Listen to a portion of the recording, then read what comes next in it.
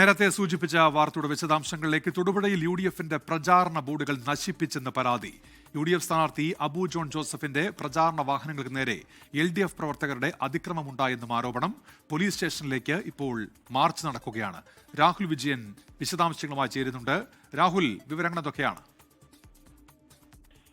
ഉന്മേഷം, ഇന്ന് വൈകിട്ട് വിവിധ പാർട്ടികളുടെ ഫ്ലെക്സ് ബോർഡുകൾ അതിൽ ക്വാളിറ്റി ഇല്ല എന്ന് പറഞ്ഞുകൊണ്ട് സ്ക്വാഡ് പിടികൂടിയിരുന്നു. എന്നാൽ UDF പ്രവർത്തകരുടെ UDFന്റെ ആ ഫ്ലെക്സുകൾ പിടിച്ചെടുത്തില്ല, അത് നശിപ്പിച്ചില്ല, അതിന് യാതൊരു തരത്തിലുള്ള പ്രശ്നവും ഇല്ല എന്ന് പറഞ്ഞുകൊണ്ട് CPMന്റെയും അതുപോലെ തന്നെ LDFന്റെ അതുപോലെ തന്നെ BJPയുടെയും വലിയ തരത്തിലുള്ള പ്രതിഷേധമുണ്ടായിരുന്നു. ഇതിനിടയിലാണ് UDFന്റെ പ്രചരണ വാഹനം വന്നത്. ഇത് തടഞ്ഞു നിർത്തുകയും അതുപോലെ തന്നെ അതിന്റെ പ്രചരണ ബോർഡുകൾ നശിപ്പിച്ചു എന്ന് പറഞ്ഞാണ് UDF പ്രവർത്തകർ ഇപ്പോൾ നിലവിൽ പ്രതിഷേധവുമായി രംഗത്തെത്തിയിരിക്കുന്നത്.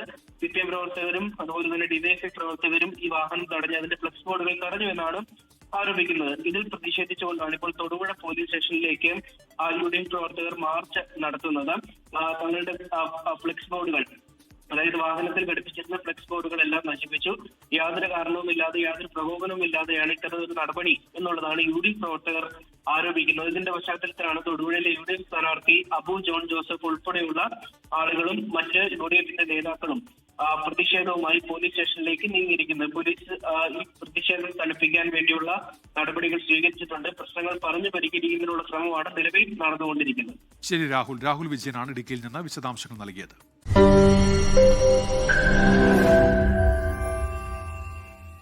ലോകത്തെവിടെയായാലും ഏത് സമയത്തും 24 വാർത്തകളും ഓഗ്മെന്റഡ് റിയാലിറ്റി പാക്കേജുകളും എക്സ്പ്ലെയിനറുകളും വിശദമായി കാണാൻ ഞങ്ങളുടെ YouTube ചാനൽ നിങ്ങൾക്ക് സബ്സ്ക്രൈബ് ചെയ്യാം.